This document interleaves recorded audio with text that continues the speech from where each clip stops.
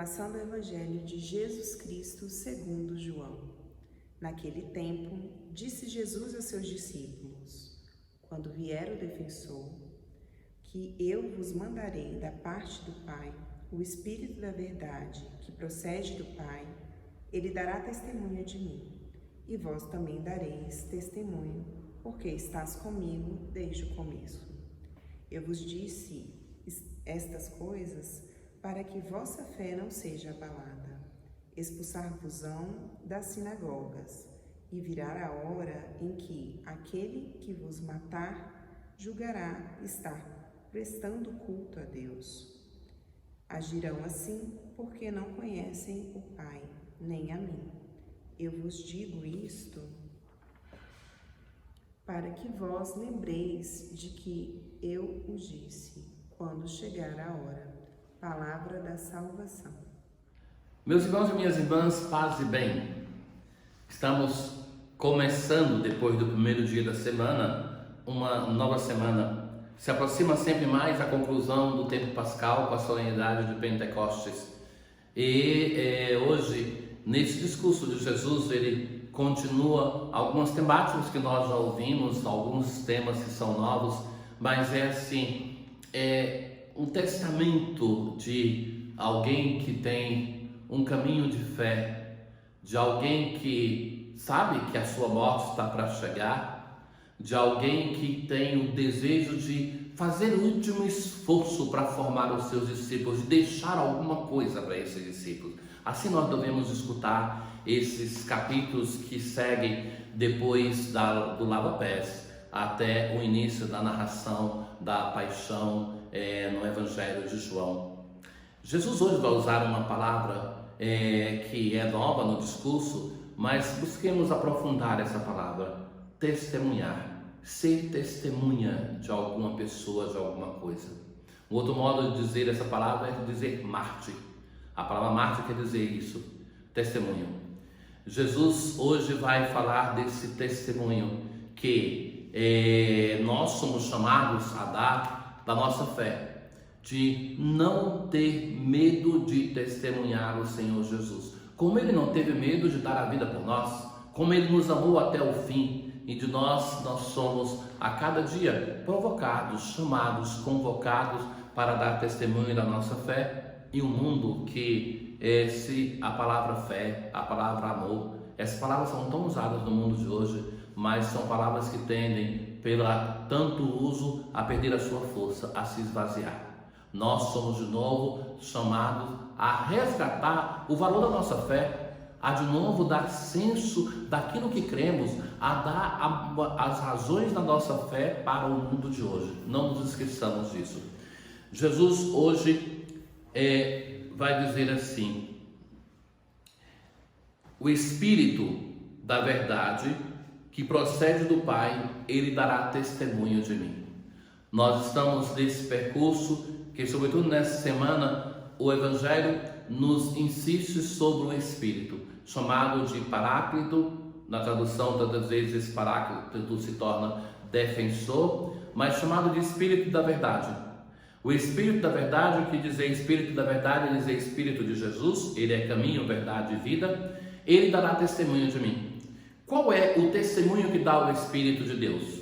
Sem o Espírito de Deus, nós não teríamos as Escrituras.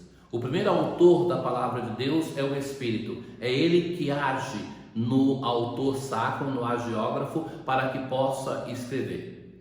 Sabe que tem uma coisa interessante? Que para nós cristãos, para o povo de Israel também, o Espírito de Deus age respeitando a natureza do autor. Para o Islã, o livro sacro deles, o Corão, eles consideram que Deus ditou todo o livro sem respeitar nada da qualidade humana do autor, de Maomé. Então, nós cristãos afirmamos diferentemente. Deus não anula a nossa natureza, mas ele usa a nossa natureza com a sua grandeza e os seus limites para escrever a palavra de Deus. Mas sem o Espírito Santo de Deus, nós não teríamos possibilidade de compreender a palavra de Deus. É porque o Espírito Santo que agiu no autor age em nós, que nós podemos compreender essa palavra.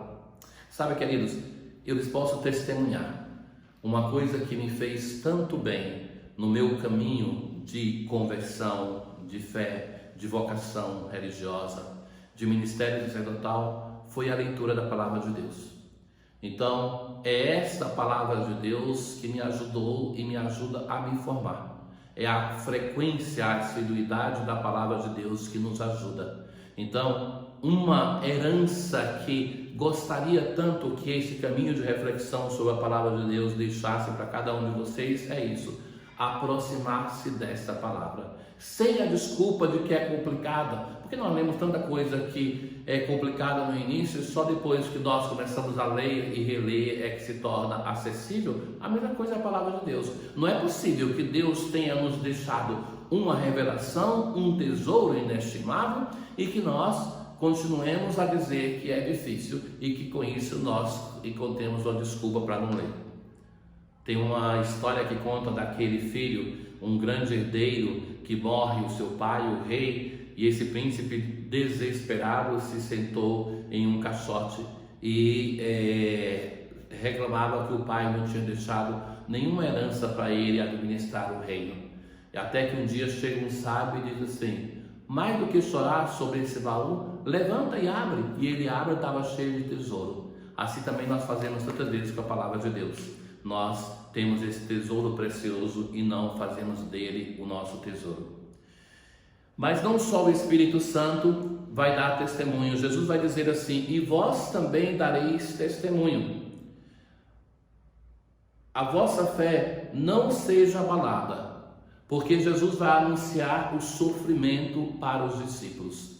Vocês serão expulsos das sinagogas. E isso já, quando João escreve o seu evangelho, isso já estava acontecendo. Aqueles que se convertiam ao cristianismo eram expulsos das sinagogas. E que vos matarão, perseguirão e matarão, e vão acreditar que estão fazendo uma obra boa, um culto a Deus.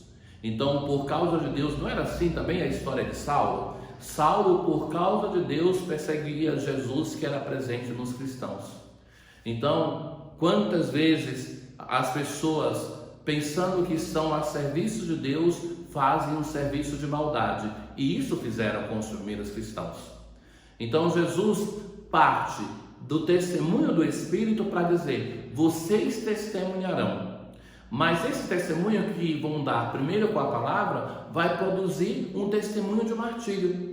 A geração, nós cremos hoje por isso, porque a geração dos primeiros cristãos, eles deram a vida por causa daquilo que acreditavam.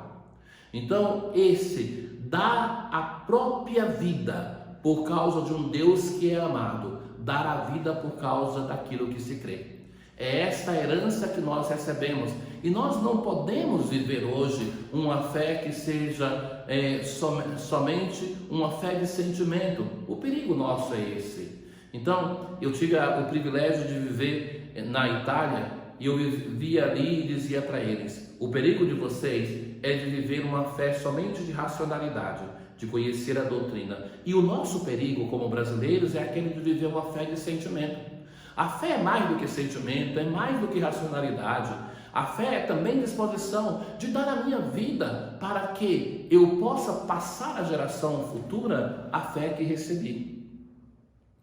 E eu vos digo isso para que vos lembreis de que eu o disse quando chegar a hora, o momento de sofrimento, o momento de martírio, o momento que todos nós devemos passar também, aquele momento que devemos viver a fé por convicção, não porque é uma coisa que traz prazer. Isso faz parte da dimensão de fé, mas não é tudo.